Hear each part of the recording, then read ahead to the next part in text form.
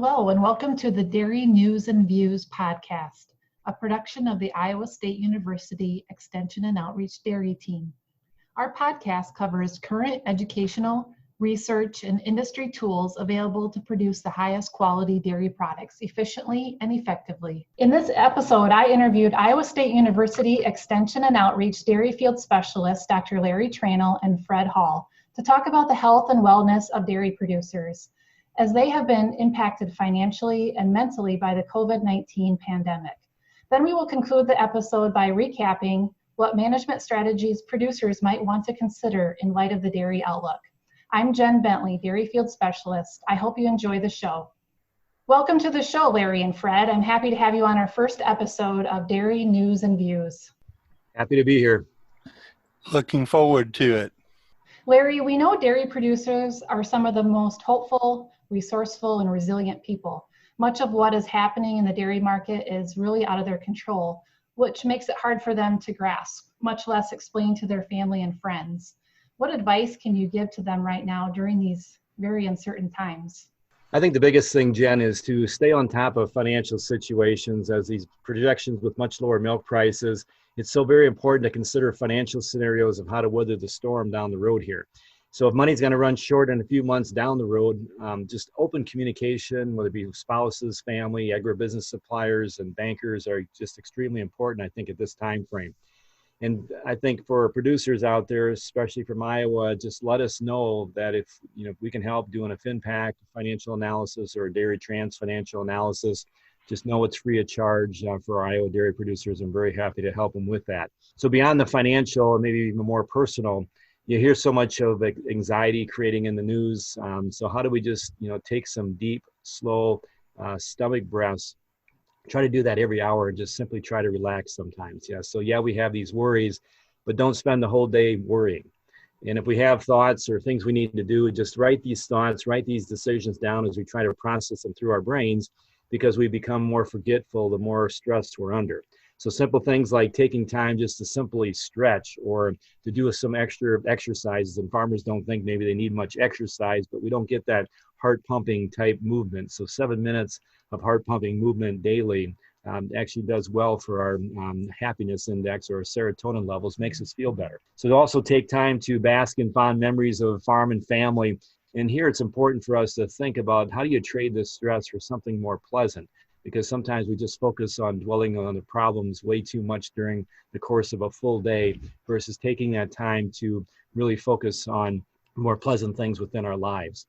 We also want to try to take our times to extend ourselves to others and take time to talk to family and friends using technology available.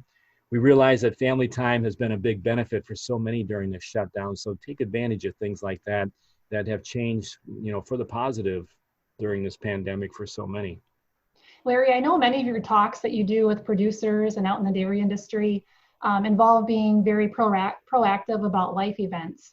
Can you just explain a little bit more about what that means, and maybe some tactics that producers can use to stay proactive during this time? Yes, if I would just pick two, I'd say the bottom line is to stay proactive and to simply smile.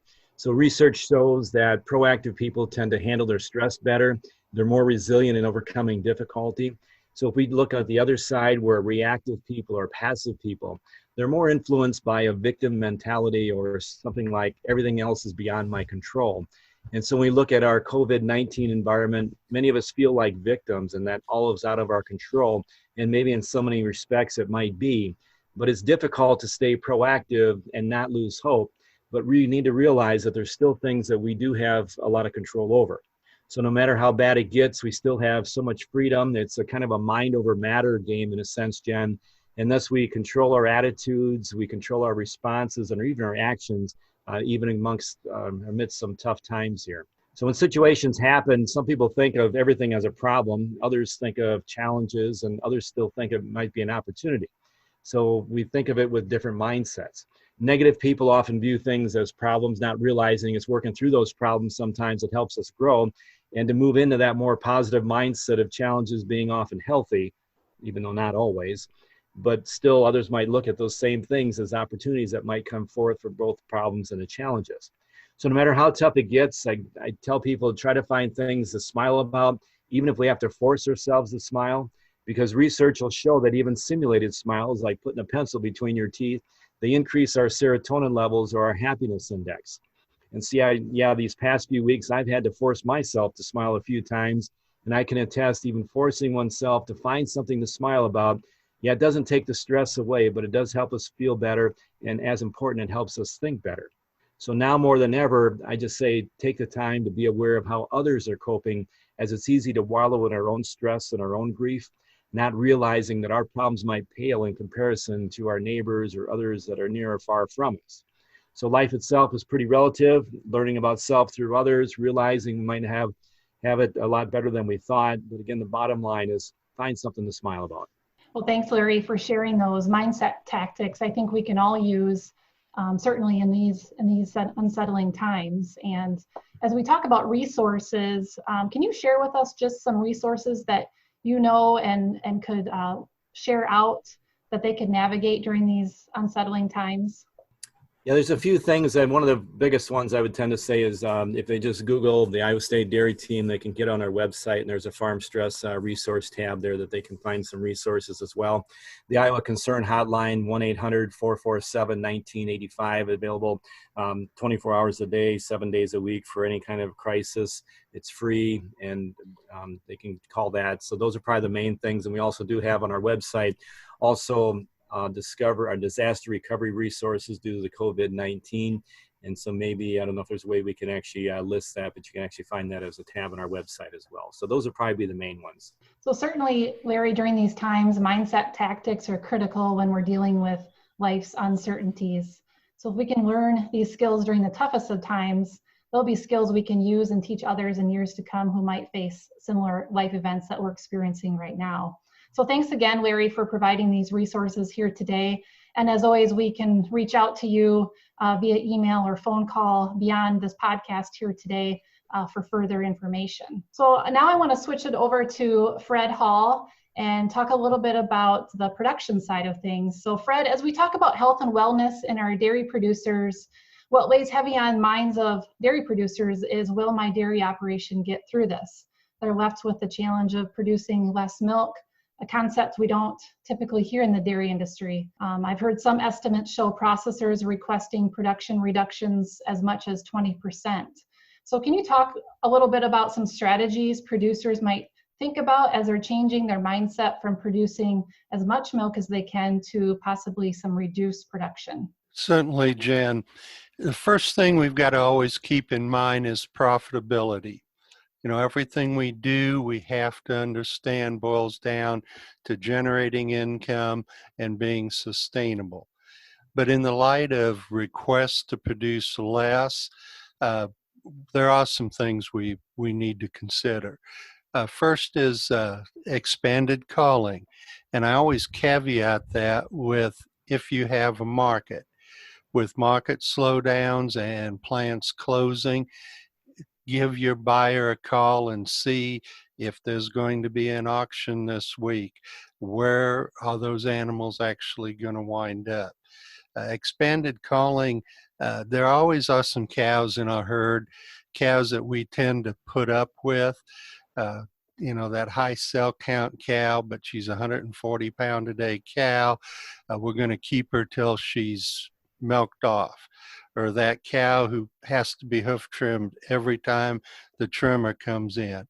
You know, those problematic cows, probably this is the perfect time to say, let's get them out of the herd. Then the other conversation we're having is early dry offs. And, you know, that's a real possibility. It moves cows into a pen where they don't have as much expense to us.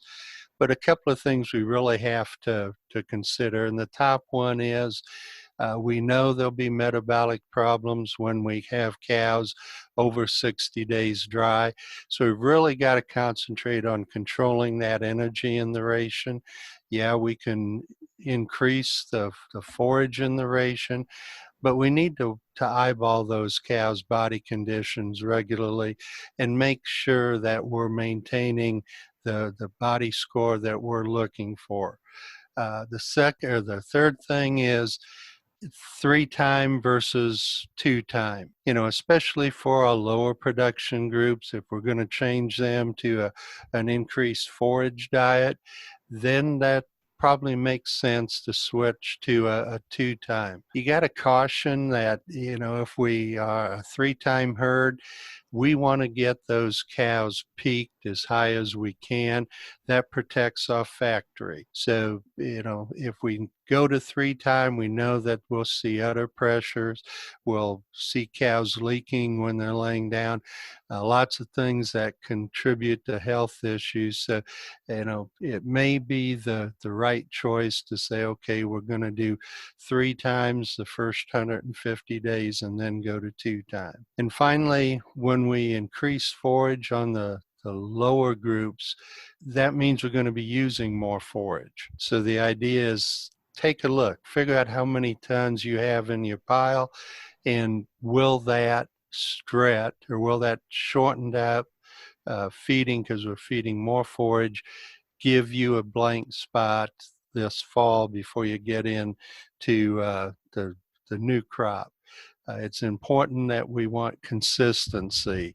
We don't want to have to make major changes in that ration because we're short of feed. So Fred, I hear you saying, the fastest way might be to reducing some milk production would be to step up our cull rates, but unfortunately many of our processors will be unable to handle the flow, as many of the major meat packing plants are either shut down or possibly running below capacity. So could you give us some thoughts on what producers might do if the situation occurs in their area? The first thing is, as you're looking over your culling program, talk with your buyer, see where they're standing.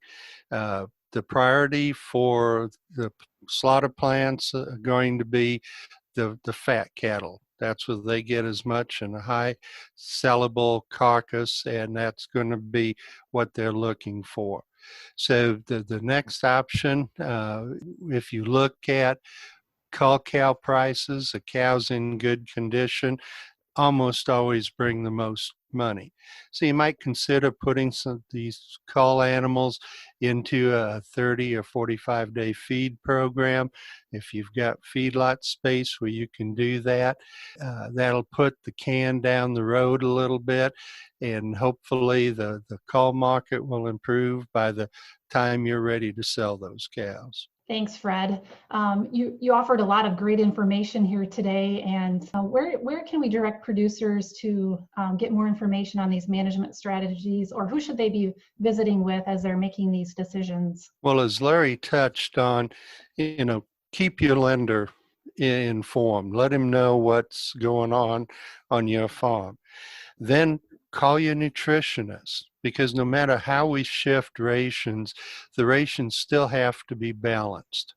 You still will need to review what additives you're feeding, which one of them are actually making you some money. So those are probably the first two. I mentioned calling your cow buyer, find out what's happening in that side of the industry. Then, consider some risk management tools. We don't have DMC open, but if in fact legislators include that into one of the aid packages, it in fact could be open. And I would sure encourage producers to check that out. If it comes back with basically the same offerings we had back in December, it's certainly a no-brainer now when we're seeing, margins at $4.50 now. So if you do the 95% of your production, $9.50, you'd be collecting some pretty good checks from what the CME looks like right now, for sure through the end of the year. Then the other tool that I would say is go to Ag Decision Maker. They have an amazing amount of spreadsheets that can help make good decisions. We're reworking the dairy risk tool sheet, and I think it'll have some really good up-to-date information that producers will be able to plug some of their numbers in and help make them make the best decision. Well, thanks, Larry and Fred. I want to thank you both for being on the show here today. While this first episode comes amidst some of the most trying times in the dairy industry, we also want this podcast to provide hope and shed some light at the end of the tunnel. So by taking care of ourselves, their families, and the health of our dairy operations, we can be certain our dairy industry is going to survive in Iowa. So I want to thank again Larry and Fred for joining me here today. And thanks for joining us today, and look forward to another discussion on dairy news and views from ISU.